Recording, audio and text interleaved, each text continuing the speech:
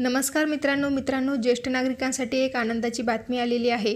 ज्येष्ठ नागरिकांना सन्मानाने जगता यावे तसेच अडीअडचणीच्या काळात त्यांना मदत व्हावी यासाठी 2017 मध्ये देशाचे पंतप्रधान श्री नरेंद्र मोदी यांच्यामार्फत राष्ट्रीय वयोश्री योजना सुरू करण्यात आली होती। आता याच योजनेच्या धर्तीवर मुख्यमंत्री वयोश्री योजना महाराष्ट्रामध्ये लागू करण्यात आली आहे। या योजनेच्या अंतर्गत 65 वर्षावरील ज्येष्ठ नागरिकांना 3000 रुपये दिले जाणार आहेत। त्या संदर्भात 5 फेब्रुवारी 2024 रोजी मंत्रिमंडळ बैठकीमध्ये निर्णय घेण्यात आलेला आहे। काय निर्णय घेण्यात आलेला आहे, लाभार्थ्यांसाठी अटी शर्ती काय ठेवण्यात आलेल्या आहेत, ही संपूर्ण माहिती आपण आज या व्हिडिओच्या माध्यमातून पाहणार आहोत। तर व्हिडिओ तुम्ही संपूर्ण पहा। चॅनलवर जर तुम्ही पहिल्यांदाच आला असाल तर चॅनलला सबस्क्राइब करा, व्हिडिओ आवडल्यास लाईक करा। असेच नवीन व्हिडिओ आम्ही तुमच्यासाठी घेऊन येत असतो।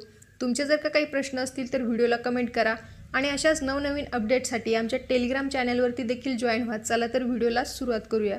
तर या ठिकाणी तुम्ही पाहू शकता 5 फेब्रुवारी 2024 रोजीचा मंत्रिमंडळाचा निर्णय आहे। ज्येष्ठ नागरिकांसाठी शासन संवेदनशील असून त्यासाठी मुख्यमंत्री वयोश्री योजनेतून लाभ देणार। आता कोणते लाभ दिले जाणार आहेत?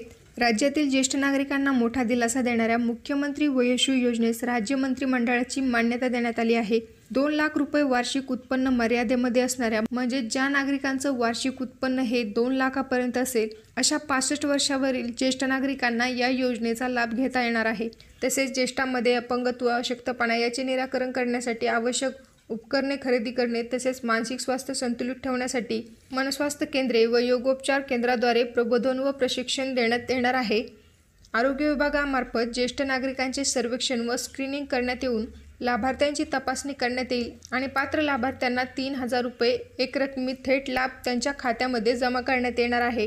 केंद्राची राष्ट्रीय वयोश्री योजना राज्यातील निवडक जिल्ह्यात राबवण्यात येत होती, परंतु आता मुख्यमंत्री वयोश्री योजना राज्यातील सर्व जिल्ह्यात राबवण्यात येईल। या योजनेसाठी 480 कोटी रुपयांचा निधी देखील मंजूर करण्यात आलेला आहे। आता या योजनेचा लाभ घेण्यासाठी लाभार्थ्यांना Aadhaar card, bank passbook, ration card, 2 passport photo, स्वयं घोषणापत्र अशी काही कागदपत्रे यांच्या 2 प्रती ऑफलाईन संबंधित व्यक्तीकडे जमा करायच्या आहेत। त्या जमा केल्याच्या नंतर लाभार्थ्यांच्या खात्यावरती थेट रक्कम जमा केली जाणार आहे।